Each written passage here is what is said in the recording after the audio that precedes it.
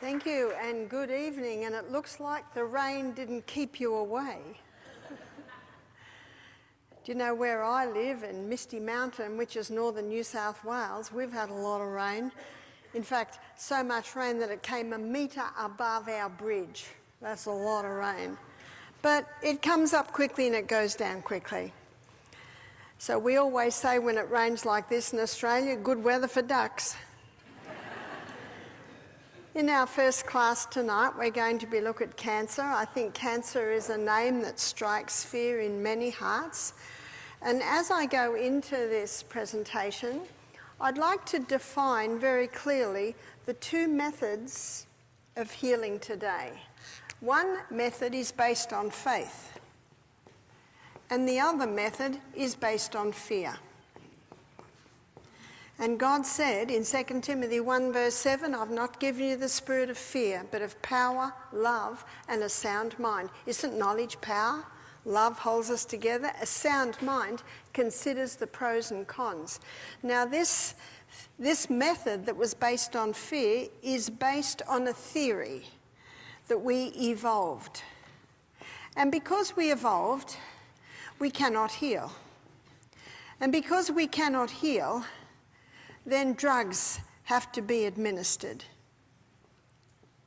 But the fact is, drugs never heal disease. They just change the form and location. Yes, in a crisis, a drug may save a life, but it cannot heal.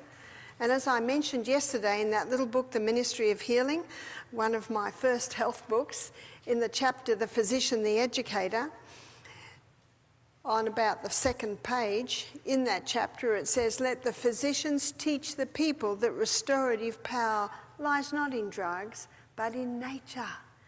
Our body is the only thing that has the ability to heal, and it will heal, little tiny two-letter word here, if you give it the right conditions. And those conditions are what we're going to be looking at this week. This company that was set up for drugs, or to develop drugs, is based on deception. What's deception? Not as it seems. The other method is based on faith, and it's based on the fact that we were created in the image of God. And being created in the image of God, we were created to heal. And sometimes we might need a little bit of help, and that's where we can use herbs. And Psalm 104 verse 14, the Bible says that God gave herbs for the service of man. I love that verse. They're here to serve you. Where would you like me? Where would you have me go? Whereas drugs, they're like robots. Get out of my way, I've got a job to do, whether you need it or not. Big difference. So we were created in the image of God to heal, and sometimes herbs can be applied to stimulate that healing response. This is truth. And in Psalm 146, verse 3, the Bible says, put not your trust in princes, neither in the Son of Man, in whom there is no help. Who are the princes? They're the authorities in the field of medicine, the authorities in the field of government, the authorities in any field, nutrition, in herbology, in naturopathy. So when the Bible says, put not your trust in princes, it doesn't mean you don't go and get advice sometimes. But what can you do with that advice? You can take it or leave it.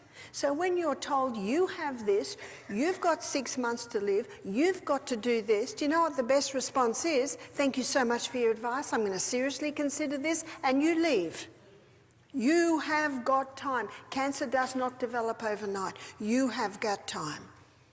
The problem is, it is shocking news to be told, you have got stage 3, stage 4 cancer, you've got 6 months to live. Quick, we can get you into this treatment immediately. No matter what they say, you have time to think. And you have every right, because God's government is a government of freedom, and freedom is based on free choice. I am the master of my destiny. I am the one that chooses. That's why you say, thank you so much for your advice. I'm going to seriously consider this. And you leave, and you consider the pros and the cons. The amount of people that have come to our retreat and have said to me, if only I'd had time to think. You do. No matter what you say, you do. One dear little old lady said to me, her doctor said she had 6 months to live, and she said, "You're not God. Only God knows how long I've got to live." And if you're ever told that, remember what you say. Yes, you're not God. Only God knows that. But thank you so much for your advice. I'll seriously consider. And you live and you weigh up the pros and cons. There are many different types of cancers. Many different types of cancers. In fact, in my library at home, I'm an avid reader. I have read many books from people who've conquered cancer. Sometimes they're nutritionists, sometimes they're naturopaths, sometimes they're doctors, sometimes they are specialists, scientists, professors, or all manner of people. And sometimes there's the average man or woman who've just investigated, given these things they've discovered to their body, and they've conquered their cancer. So I'm always interested. I want to know their story. I love reading people's stories because everyone has a story. There is no one like you. And that's why I believe God designed that we each be our own doctor. Only we know what we've been through.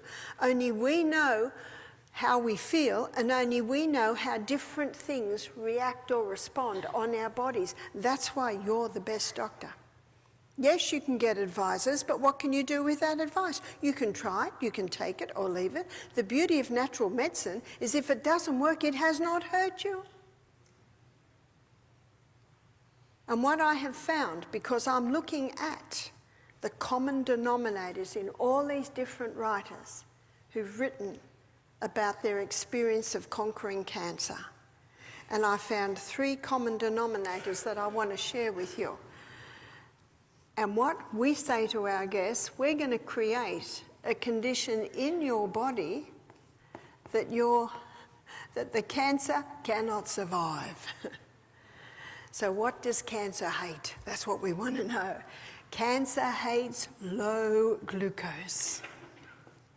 Because the fact is that cancer cells consume 15 times the glucose of any other cell. Let's go inside the cell and have a look. We went inside the cell a couple of times yesterday. And remember, we looked at how the glucose goes into the cell under the action of insulin. It goes through a 20-step pathway.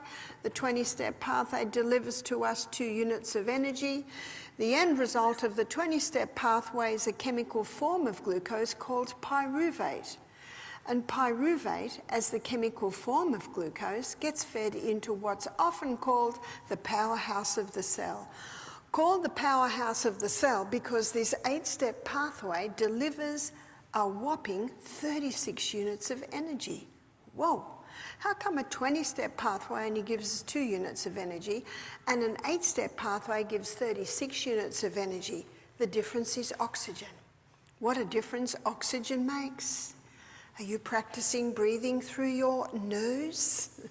What a difference oxygen makes. Remember, you'll get 18% more oxygen into your cells if you're nose breathing. This pathway up here has no oxygen. It's what's called an anaerobic pathway. It produces energy by the process of fermentation, whereas this pathway produces energy by the combining of glucose and oxygen. One more thing about these pathways. This pathway is a very fast pathway. Fast pathway meaning it consumes huge amounts of glucose. This pathway down here is a slow pathway. Cancer hates oxygen.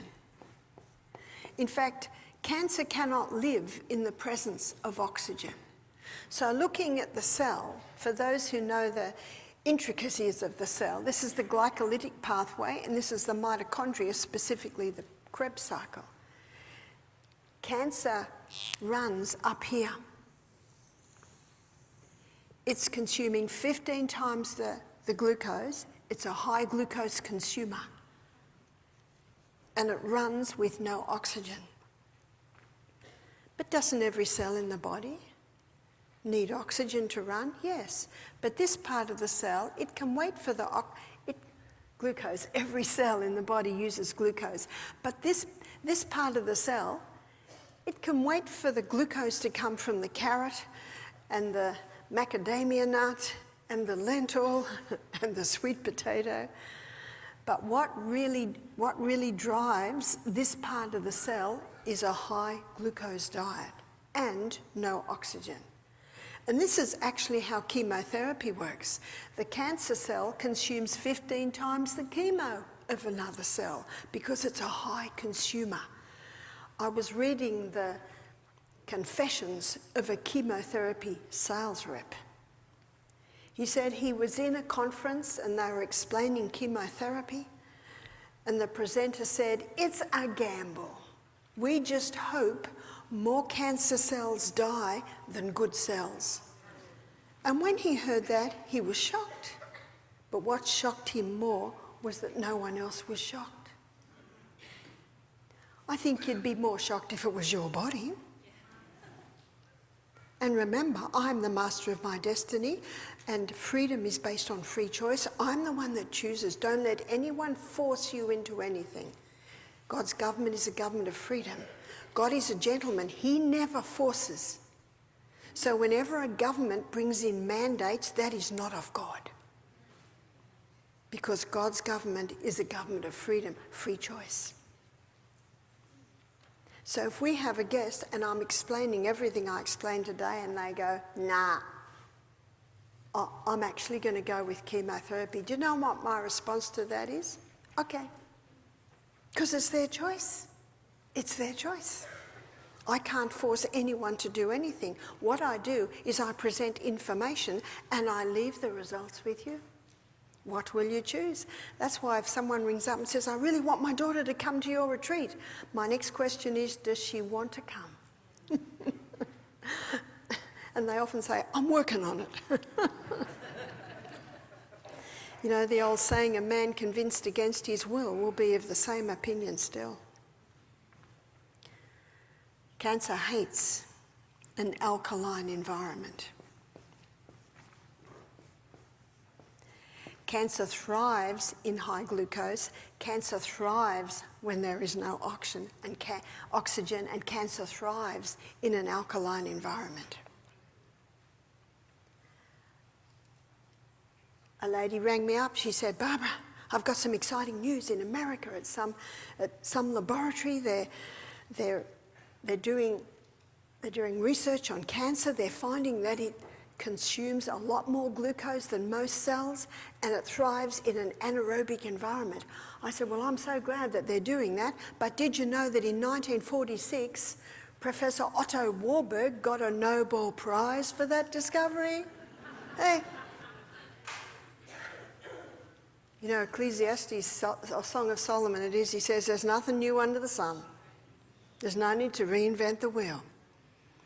History shows us much." And so when someone comes to us wanting help to conquer cancer, we come at it from certain points, knowing this. Number one, we starve. So if the cancer cell is consuming 15 times the glucose of any other cell, we put that person on a very low glucose diet. So what foods deliver low glucose? Well, we looked at it a bit yesterday when we were looking at diabetes. What we advise is no fruit for 6 weeks. You see, fruit is high in fibre, high in sugars, low in minerals, whereas vegetables are high in fibre, high in minerals, low in sugars.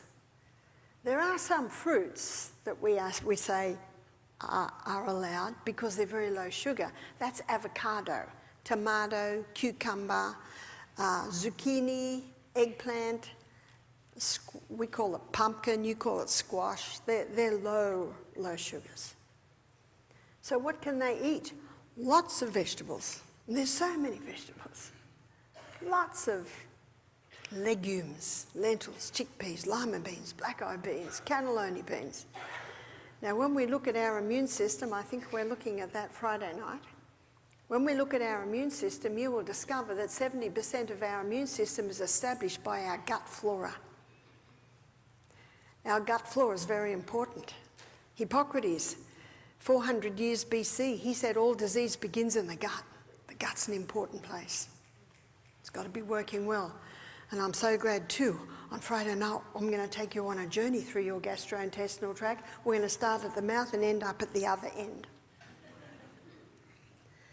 Proverbs 14 verse 6 says, knowledge is easy to him that understands. My aim is to give you an understanding. Then you have the knowledge on how to treat it. You can have, say, 10 different types of apples, and each apple will feed a different microorganism. And there's so many different types of legumes, and every different type of legume, it feeds a different microorganism. So if a person has trouble with lentils, I heard someone agree there. Check first, are you rinsing your lentils? That's dirty water. It looks dirty, doesn't it? And you rinse it and you bring it to the boil and there's all that froth on top. You know what that is? Wind. Wash it away. I do not throw the water out when I steam vegetables. No, the minerals in that water. But the dried beans are different. If you're rinsing them well, cooking them well, and they still cause bloating in the gut, that tells me that you lack the microorganism for that lentil or that legume. So how do you develop? You start with a teaspoon. You have a teaspoon a day for a week. You bring it right back till there's no reaction. And then the next week, 2 teaspoons, next week, 3 teaspoons. And what you will find is little by little, you can help your gut develop the ability to handle the legumes. Because as we looked at yesterday, they are a great source of protein and they're not very high in carbohydrates. So no sweeteners at all for 6 weeks, no fruit for 6 weeks. One lady said, but Barbara, God made fruit good. I said, he certainly did. But we're creating an environment in the body so that cancer can't survive. In his book, The Germ That Causes Cancer, Doug Kaufman, it was out of print. Hopefully they've reprinted it. He also writes with a Dr. Holland. He says, when you deprive cancer cells of glucose, they self-destruct because they're depending on this high delivery of glucose to maintain this fast pathway. So for 6 weeks, in my book, Self-Heal by Design, this is defined in the book. After 6 weeks, then the person can go on an antifungal diet, antifungal type 1 or stage 1. And now they can have a little bit of fruit, maybe grapefruit, maybe Granny Smith apples.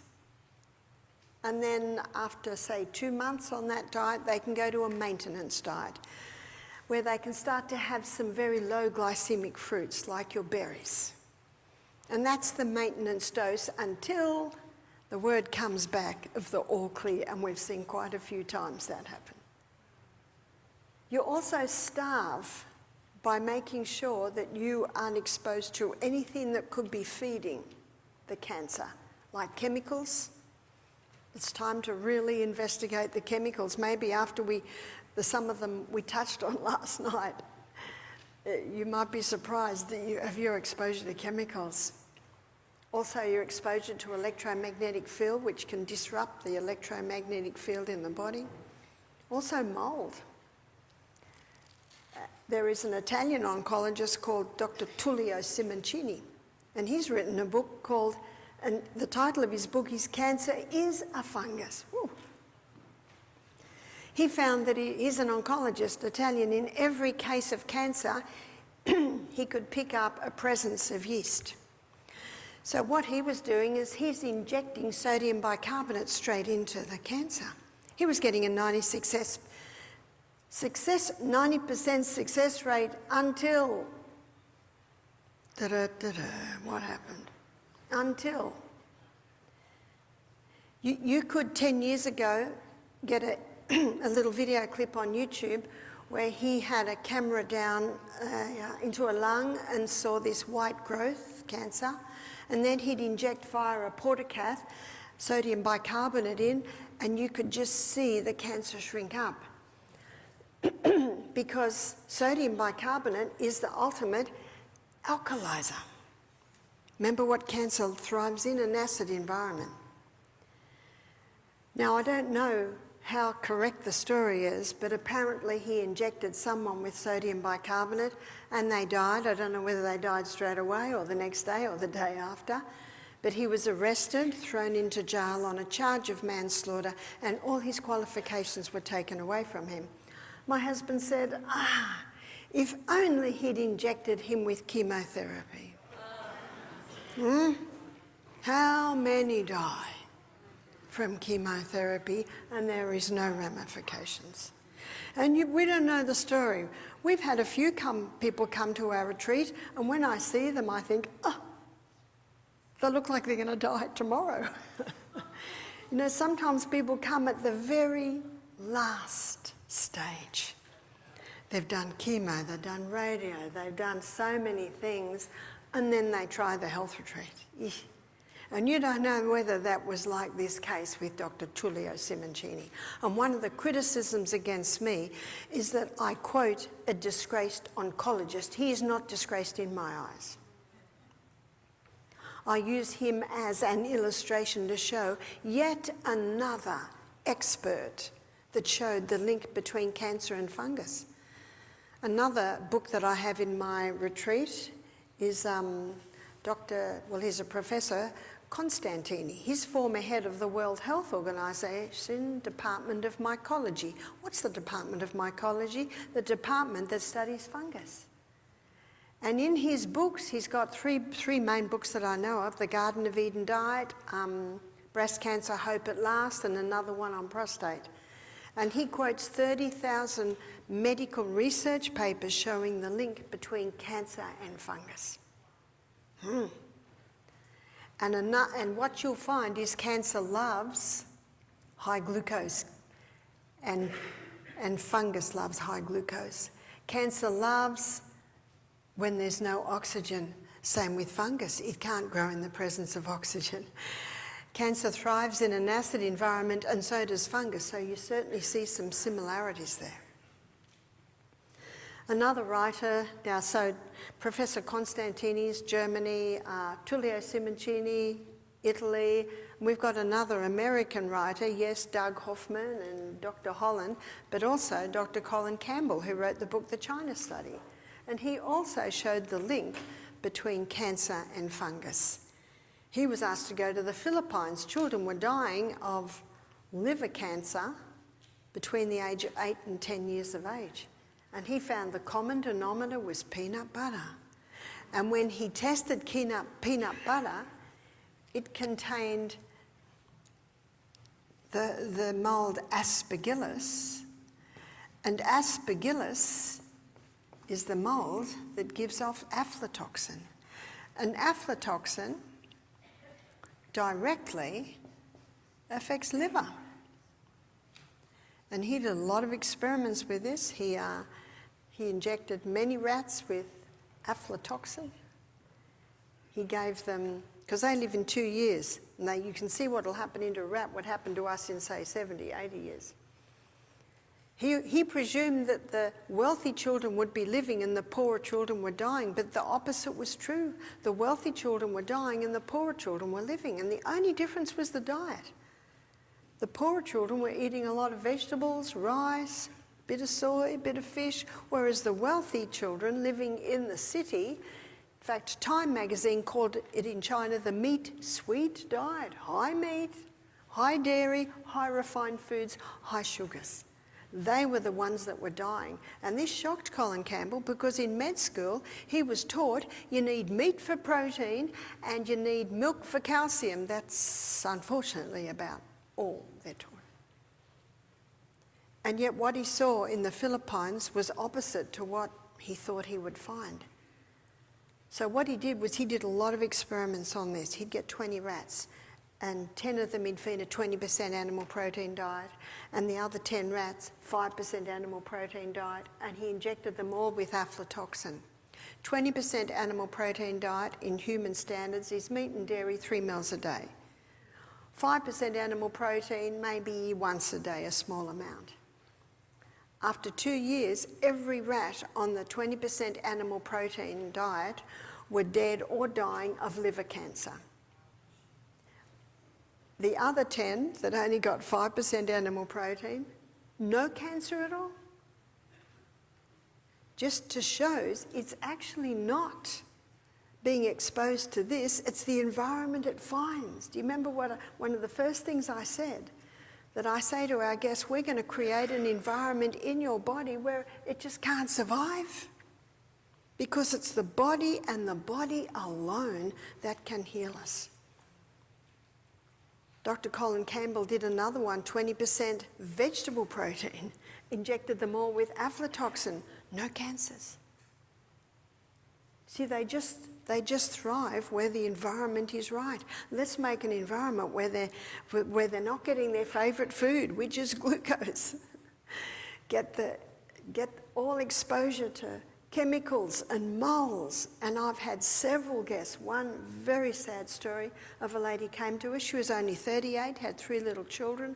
She had advanced breast cancer.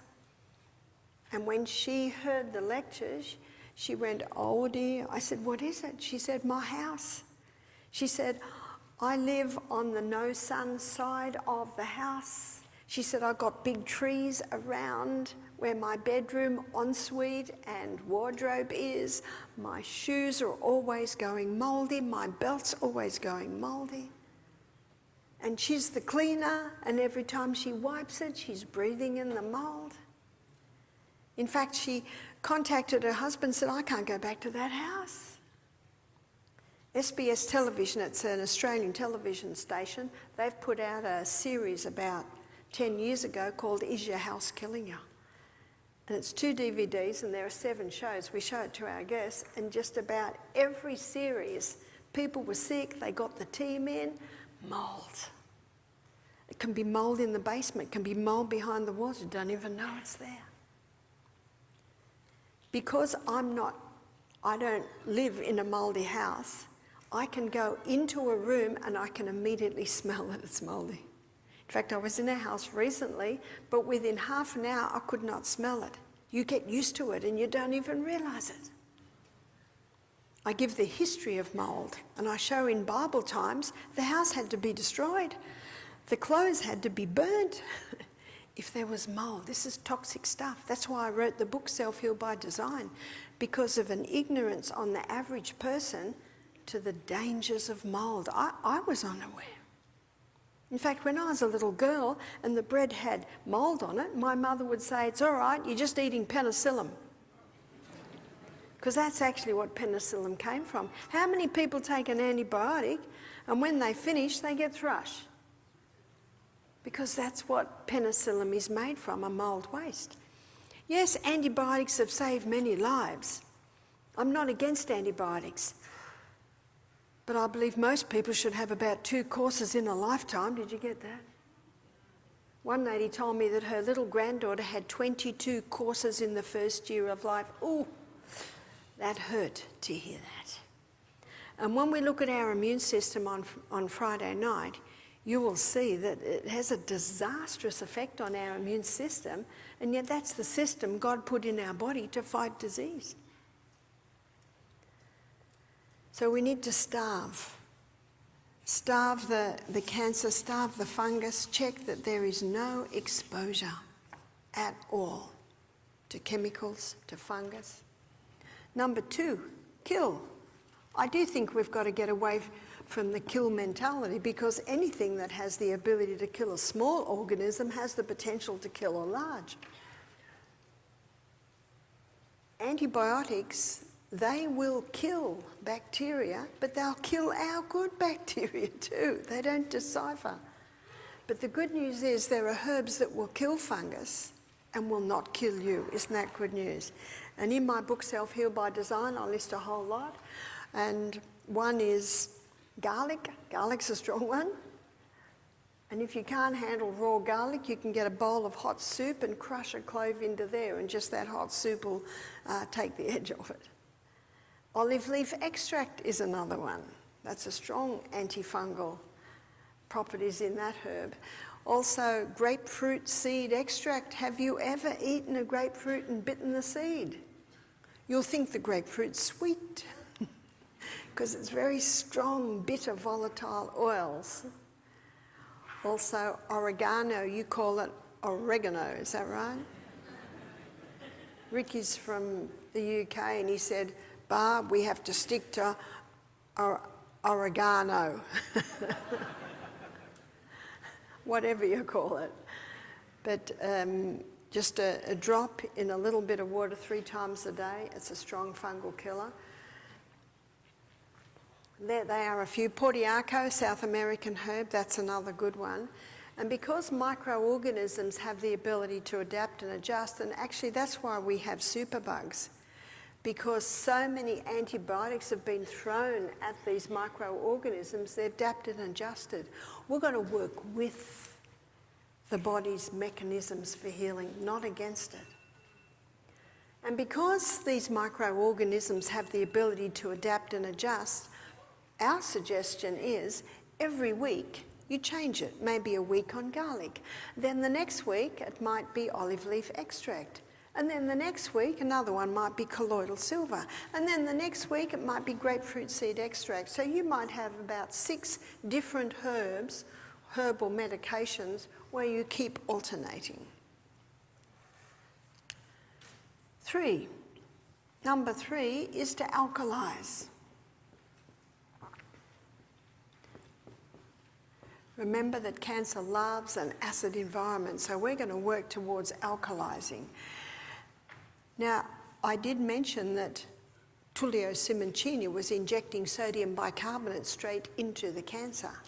Sodium bicarbonate is released in the lining of the stomach to reduce any stomach acid from going through and burning a hole in the stomach wall. Sodium bicarbonate is released from the pancreas to neutralize stomach acid as it comes out of the stomach. So our body makes sodium bicarbonate.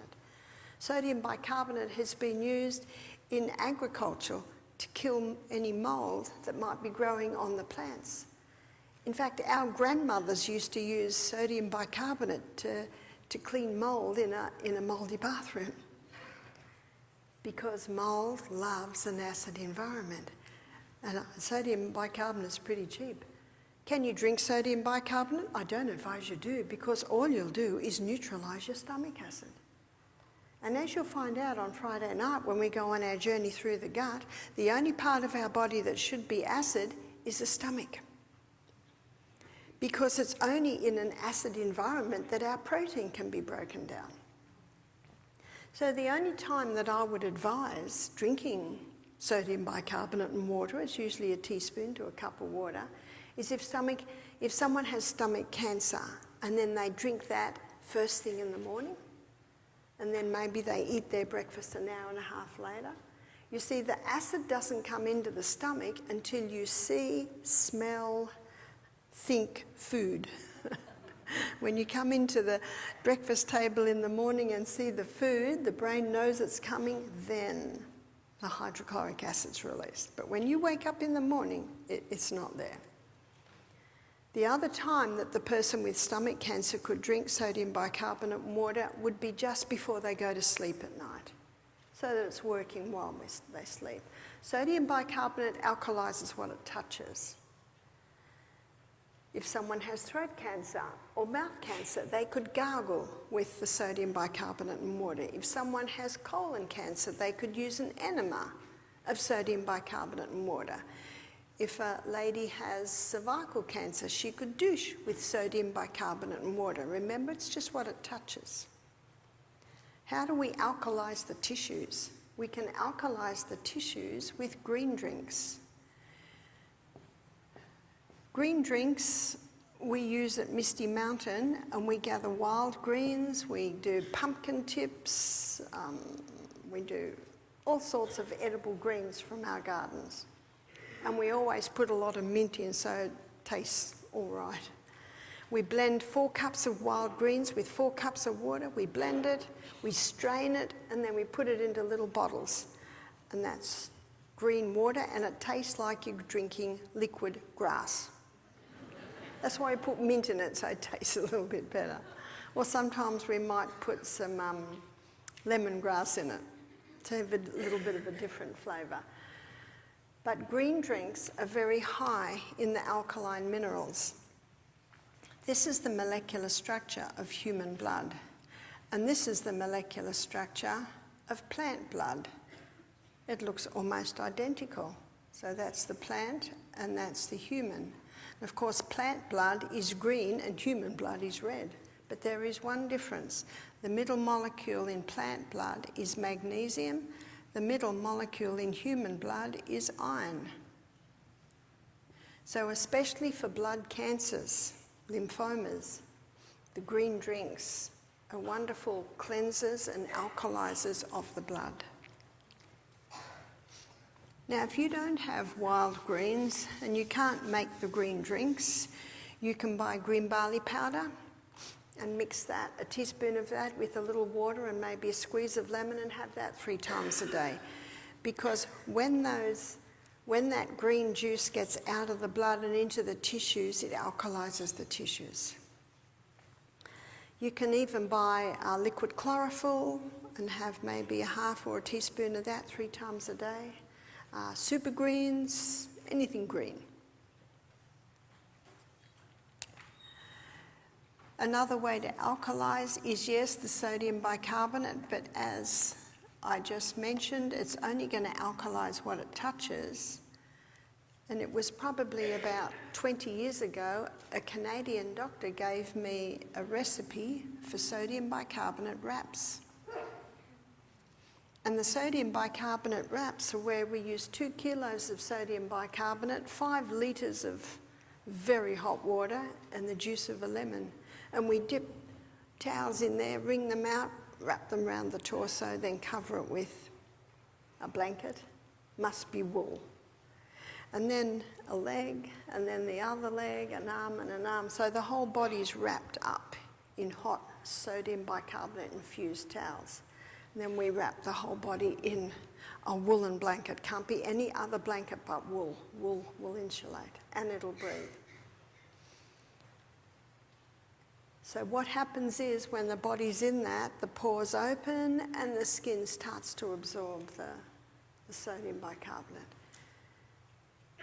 You can Google Barbara O'Neill sodium bicarbonate wraps, or sometimes they're called alkaline wraps, where you'll see a little video clip of me demonstrating how to do the sodium bicarbonate wraps. What also alkalizes is the hyperbaric chamber, because oxygen alkalizes. And I know that in Eden Valley, a health retreat in Colorado, they have hyperbaric chambers. Hyperbaric chambers were developed to help divers with bends. When we breathe in air, we breathe in, that air is 79% nitrogen, 21% oxygen. So what would happen with the divers, they'd come up too quick from down deep in the ocean and they could not breathe out the nitrogen quick enough, and it would go into little bubbles in their joints, in their muscles, and be very painful. That's the bends. So the developed hyperbaric chambers, because Henry's law states that under pressure, more gas goes into liquid, and of course the gas is oxygen and the liquid is our blood. But what they discovered is those hyperbaric chambers are also very helpful in increasing wound healing, especially for the diabetic, but also helping people to conquer cancer. Because remember, cancer hates oxygen, and the hyperbaric chamber ups the oxygen content in the body. These all help to alkalize, but also in my book, Self-Heal by Design, I have a chapter on the acid-alkaline balance in the body, showing all the foods that have a more alkaline effect. It probably doesn't surprise you to know that the most acid-forming foods are refined sugar, caffeine, meat, dairy. There is a big difference between the cow's milk in the supermarket and the milk coming straight from an organic cow as raw milk. I certainly recognise that milk can be more on a neutral pH. So this is what we find is very, very helpful in helping people to conquer cancer. It's basically giving the body the conditions for healing. And we've seen many people conquer cancer. We can never predict what will happen. If someone comes to our retreat wanting help to conquer cancer, we say to people, we see 3 outcomes. Number 1, we see people heal. Not in a week, but they contact us maybe 6 months or a year later and tell us they've got the all clear. So the other result we see is 6 months go to 6 years. And the third one is we've seen the last days made more comfortable. Sometimes people come and it's just the very end of the road. And when they do pass, maybe 3 months later, their relatives ring us up and say, thank you. Thank you so much, because they died with dignity. That the natural remedies brought them peace and brought them relief in those latter days. We had a lady attend our program and she said to me, I've got advanced breast cancer. I've gone through all the treatments. We see this again and again. Person goes through chemo, they go through radiotherapy, surgery, and they're told 6 months later they've got the all clear. 2 years later, now it's in the bones. And I've seen this many times. They have more chemo. Then they're given the all clear. And then another year, sometimes 2 years later, actually sometimes 5 years later, now they've got brain cancer. Were they healed? No. See, if you don't find the cause, you will never have a cure. And there is not one cause. There can be many.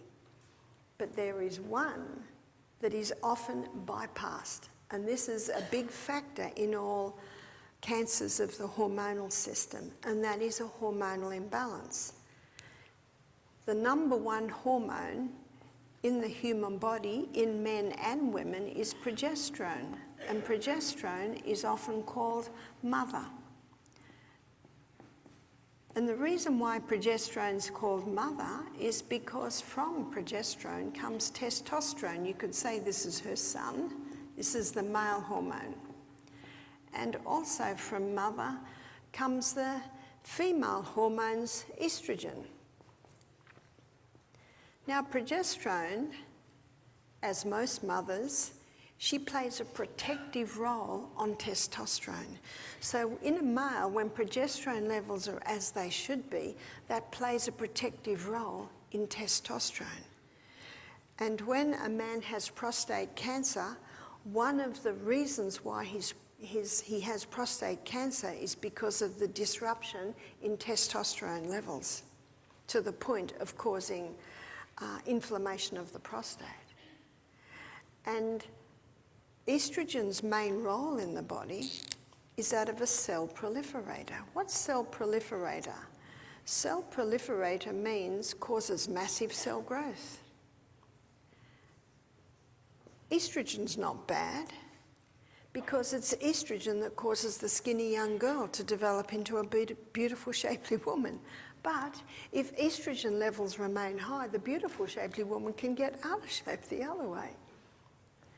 The Australian Cancer Foundation have stated that estrogen is a known human carcinogen, because estrogen, when the levels of estrogen rise with its cell proliferator action, that in itself causes a disruption in testosterone, contributing to testicular cancer and also prostate cancer in men.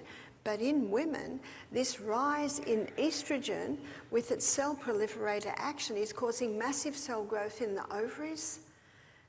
This can start with cysts on the ovaries and it can develop to ovarian cancer, causing massive cell growth in the uterus. This can begin with fibroids, even develop into tumours, causing massive cell growth in the breasts, starting with maybe cysts, calcium deposits, even going to breast cancer. A lady came to me, it was about 5 years ago now, and she said, 5 years ago I was diagnosed with breast cancer. I had both my breasts taken off. They cut me from hip to hip, took the fat out and built 2 new breasts. But she continued to party, she continued to eat badly, she continued to go to bed at midnight every night, and she did not realise she had to balance her hormones. So what's one of the main causes of this rise? It's the contraceptive pill. In fact, Elaine Hollingsworth, she has passed now, but she was a writer, a health writer in Australia. She calls the pill the mass murder of millions of women. Whew, strong words. Because that's what the pill does. It causes this rise in estrogen. It causes a disruption in the balance of the hormones so the woman doesn't fall pregnant. But if this disruption's happening month after month after month after year after year after year, guess what's happening to estrogen? It's going up, up, up. And guess what's happening to progesterone? Mother hormone's going down, down, down. And it's the mother hormone that is designed to keep the estrogen and testosterone in their proper levels. And how many women in the 1960s, 70s were on the pill? 1960s is called the sexual revolution. Women wanted to be able to have sex without falling pregnant, and no one mentioned that there was any danger. And only now are we starting to see it. If a woman's on the pill for 7 years before she gives birth to her babies, her man and woman child can both be born with an imbalance. This explains the amount of couples that can't have children. The man's got low sperm count. Or another common problem, sadly, is penile dysfunction. The current figures are 50% of men over the age of 50 are struggling with this. Where's my why? There is always a reason. Newton's third law of motion states to every action there is an equal and an opposite reaction. Proverbs 26 verse 2 states that the curse causeless shall not come. It's Old English, it means no problem, no curse, no disease happens without a cause. There is always a cause. That's why we all should be private investigators. And sometimes it is the mouldy house, but it's also the pill, but it's also the high sugar diet, but it's also the exposure to chemicals. It can be a whole lot of little things. That's why it's important to know your history. Part of being your own doctor is documenting your case. Find out about your birth, find out about what you were fed, find out about how many shots you had. Because we are what we are today because of all that. We can't change that, but I'm curious. I want to know why. Maybe it's because my father was an inventor. He instilled it in my brain. I wasn't happy when I was 18 though. When it was time to get my licence, you have to be 18 in Australia, I had to learn how an engine works before I got my licence. I was not happy. None of my girlfriends had to learn that. But I am now thankful today that Dad drilled into our minds to know why. Maybe this is why my brother's an inventor and my 3 sisters are all scientists, to know why. But we should all be inventors, we should all be scientists, investigating the causes, because there's always a cause. You might not know every cause, but you start to get an indication. So how can we bring back the balance? How can we reinstate mother? Whether it's man or woman, mother needs to be reinstated because mother brings that estrogen down. Mother progesterone protects testosterone. Psalm 104 verse 14, the Bible says, God gave herbs for the service of man. And in the wild yam, the Mexican wild yam, God put a chemical called diosgenin. And when this diosgenin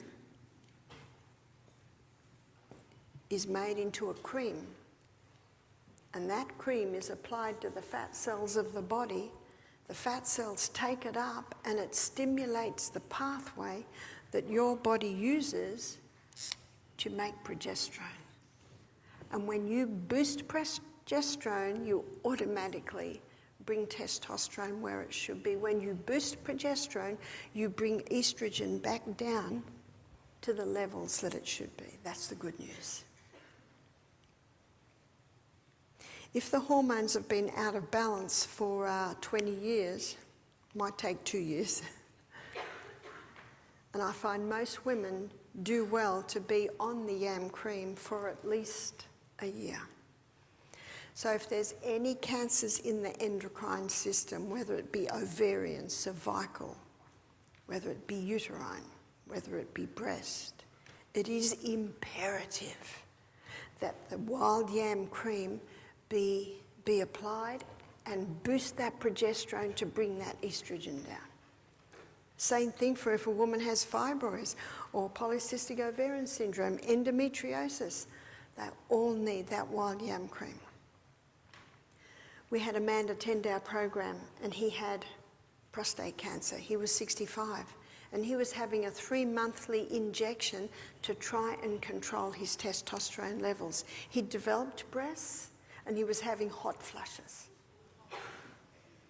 And he heard about this balance in the hormones. And he also was taught the Sustain Me principles. We looked at them last night. That's what my book, Sustain Me. Sunshine, use of water, going to bed early, sleep, trusting God, abstain from anything that harms, inhale through the nose, proper nutrition, moderation in all the good things, daily exercise. And he made a decision. Because I'm the master of my destiny, I'm the one that chooses. He made a decision, no more 3-monthly injection. He started to apply the wild yam cream. It's applied twice a day. For a lady, she applies it 3 weeks a month, twice a day. For a man, he's not cyclic. In fact, Cheryl Selman in her book, she describes it like this. She says, men are like the sun. They rise every morning, they conquer the day, go down every night. Men are like and that's men. Women are like the moon. Sometimes they're full, sometimes they're half, sometimes they're a little slither. Women are cyclic. And so a woman applies the cream about the size of a pea, twice daily, inside of arms 1 time, inside of thighs another time, abdomen another time, chest another time. She applies it twice a day, 3 weeks a month. She stops when she's menstruating. But if she's no longer menstruating, she stops for 1 week a month. Whereas men, they just apply it every day, twice a day. So that's what this man did. He started to apply the yam cream. He implemented the Sustain Me principles. He started to drink more water. He started to go to bed earlier. He started to choose to trust in God, to have faith in the great God of heaven and his ability to bless these natural treatments. He stopped his coffee. He stopped his nightly red wine. He went over to a plant-based diet. He started breathing through his nose. He went over to a high-fibre, great proteins and fats diet, moderation in all the good things, and implemented daily exercise. His wife emailed me 10 months later. He said the breasts have gone down. She said the hot flushes have stopped and his testosterone levels are the best they've been for years. Wow, what an incredible body we live in. With an inbuilt ability to heal. It longs to heal us. It just needs us to give it the right conditions. One of my favourite emails is from a 38-year-old woman from Norway. She said, Barbara, 1 year ago, I saw your lecture. I was diagnosed with breast cancer. She said, I got the wild yam cream, I implemented the Sustain Me principles, and she said, I started applying castor oil compresses to my chest, where the lump was. You see, castor oil penetrates deeper than any other oil, and wherever it penetrates, it can break up lumps, bumps, congestions, adhesions. She said, I just wore that pack 24/7. She said, it's a year later and I've just had a test and I'm cancer-free. I love that story. I never met her. We never talked. She just heard the information and she just did it. She just did it. Do you know, the Bible says in Exodus 15:26, if you will diligently hearken to the voice of the Lord thy God and do that which is right in his sight. How do you do that which is right in his sight? You look after this body. You do right by this body. But notice it says, you listen. That's what she did. She listened and then she did. If you will diligently hearken to the voice of the Lord thy God and do that which is right in his sight, give ear to his commandments, keep all his statutes. He says, then I will put none of these diseases upon thee that I put upon the Egyptians, for I am the Lord that healeth thee. Did God put disease on the Egyptians? No, they put it on themselves. Because the more wealthy a nation gets, the more they relax. The more they start having rich food, parties, they don't go to sleep early. Whereas when they're poor, they're working hard, they've only got water to drink and simple foods to eat. And they've tested the bones of the Egyptians. Do you know what they've found? They had cancer, they had diabetes, they had osteoporosis, they had heart disease, they had all the diseases that we're seeing today. Remember what God said, if you will diligently hearken, listen to the voice. Do you know how else you can listen to the voice of the Lord thy God? Your body will speak to you. So this 38-year-old girl that conquered her cancer, as she implemented all the things she did, or that she heard, her body heard. And she listened, and the lump went down. She started to feel good. What was her body saying? Thanks. Thanks. Can you keep that up? Elizabeth Cott came to us, I think 8 years ago now. She was in her late 60s. She had 3 cancers in her abdomen. She didn't like what the doctor was offering. Chemotherapy, radiotherapy, we'll try and shrink them and then we maybe can do surgery.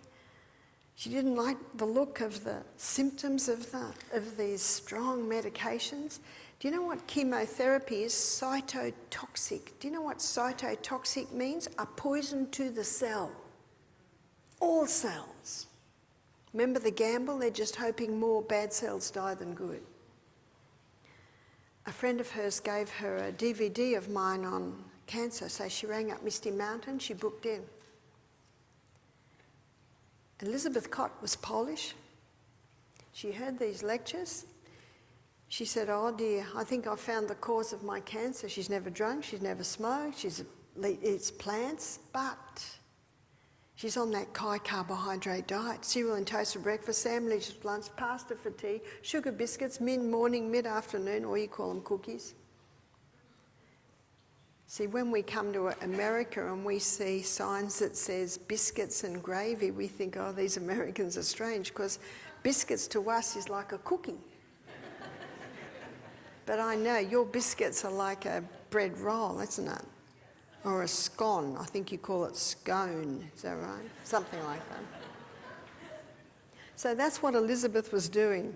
She said, we Polish love our desserts. And she said, I used to make a meringue, a dessert for church. It would be this big, and I think they beat egg whites and sugar, and then you put cream and fruit on top. So she said, I'd do one this big, and I would put in 16 cups of white sugar. Think of that next time someone offers you a slice. Maybe you'll pick off the fruit from the top. Yeah. That's why knowledge is power, and that's why I believe that this is like a mirror. And as we each look in it, we see different things. Light bulbs go off in different areas. She said, anything you say, I will do. She went on the 6 weeks, no fruit, no sweet at all. Then she went on different herbs. Every week she changed the herb. She had green drinks every day. She had the sodium bicarbonate wraps. She only had them when she was with our retreat. She didn't do them when she went home because it's a specialised treatment, needs trained people to administer it. We didn't have the hyperbaric chamber at that stage. She went back to the doctor 3 months later. Now, when she first saw the doctor, he said, you've got to do chemo immediately. You remember what you say? Thank you so much for your advice. I'm going to seriously consider this. She seriously considered it and chose to come to the retreat. She went back 3 months later, and the doctor said, after he'd done several tests, he said, oh, just keep doing what you're doing. What did he say the first time? You got to do chemo immediately. All her inflammatory markers are down, all her cancer markers were down. The next time she visited the doctor, it was a year after her first visit. One of the tumours had totally gone. 6 months later, another visit, another tumour totally gone. When she visits the doctor today, the specialists, the oncologists, they all come in, they can't understand it. Now, the Healthcare Complaints Commission, the government body that decided to ban me, they claimed that she was a fictitious person. She said, give them my phone number. I said to her a few months later, did they ring you? She said, no, they wouldn't dare. And we have seen such a case many times, which is the good news. We can't tell, we cannot tell what the outcome will be. Sometimes I've seen people, they're young, they're eager, and I hear a year later they've passed. And then I see someone else and they're not as young and it's quite advanced. Then I hear a year later, cancer-free. I can never predict. But I met a lady in Los Angeles last November. She was a woman in her late 40s, and she gave me her book to read of her cancer journey. And she got cancer. I think it was breast cancer. So she was taken to the chemotherapy unit because she didn't think there was anything else. And most people don't realise there are options. She started to take the chemotherapy medication. She started to get nauseous. She said after being on the chemotherapy for, I think it was about 2.5 months, she had diarrhea and vomiting 37 times a day. By the 4th month, she could not walk. She had peripheral neuropathy so bad. And when she tried to walk, it was like treading on razor blades. She got thinner and thinner because she couldn't eat. So they tried to put a drip in her arm, but they couldn't find a vein. She was so dehydrated. Her arms were so bruised. She was a dark lady that had dreadlocks. One by one, her dreadlocks just fell. Yeah. I thought, am I reading about a concentration camp here? No, I'm reading about a chemotherapy clinic. And every day she took the tablet. That's why the Bible says, put not your trust in principles. What's her body saying to her? Stop. After 4 months, she had a scan. The cancer had not shrunk. Still, the tablet went in. A friend visited, and a friend said, I had cancer a few years ago, but I healed it naturally. That's all she said. So when she left, this lady started to Google. Has anyone else cured it naturally? She found many, but she was cautious not to go off tangents. So she found a couple of things that she thought might help. I think one was the black seed oil. Another was turmeric, which helped to get inflammation down. She asked her husband to go and get them. Then she made a decision, no more chemotherapy. And she didn't tell anyone. She took the tablet every day, put it in her mouth. When they found out, she just She didn't even tell her husband. She said that was the hardest thing, but she knew that he would pressure her to continue because he believed the princess, that this would save her life. And her family, they didn't want her to die. Little by little, as the weeks went by, the nausea stopped. The diarrhea and vomiting stopped. Little bits of hair started to grow. She went to physiotherapist. At first she could only do 2 steps and then she had to sit down. It was so painful on the bottom of her foot. But she continued, and little by little she was able to walk again. I think it was about 6 months after she had stopped the chemo. She was starting to look good. The hair was growing, no more diarrhea and vomiting, no more nausea. She was starting to eat. She went all organic, and she went only plant-based. And then it was after 6 months she had a test and all the cancers were shrinking. She still didn't want to tell her husband quite yet. It was the hardest thing I've had to do, but she said, I knew that they wanted me to do the chemo, they wanted me to live. Do you know that lady totally recovered? I think she told her husband after 9 months. She totally recovered. She is cancer-free. I met her. Beautiful looking woman with her lovely thick hair now. Yeah. That's why I say, put not your trust in princes. But you know, they're just doing the best they know. My husband believes that in another 10 years, we're going to look back on cancer treatments today and say, we're in the dark ages. And they've known this. 1946, Professor Otto Warburg proved exactly what I'm showing you here. That cancer cells consume 15 times the glucose. They thrive when there's no oxygen, and they thrive in an acid environment. So just changing that basic environment, and the cancer cell can't survive. And often there's a hormone factor. And if there's a hormone factor in prostate cancer or any cancers of the hormone system, then it's important to balance them with the yam cream. We could spend a whole week on this subject. I've just touched on it tonight. And in my book, Self-Heal by Design, it's explored in much more detail.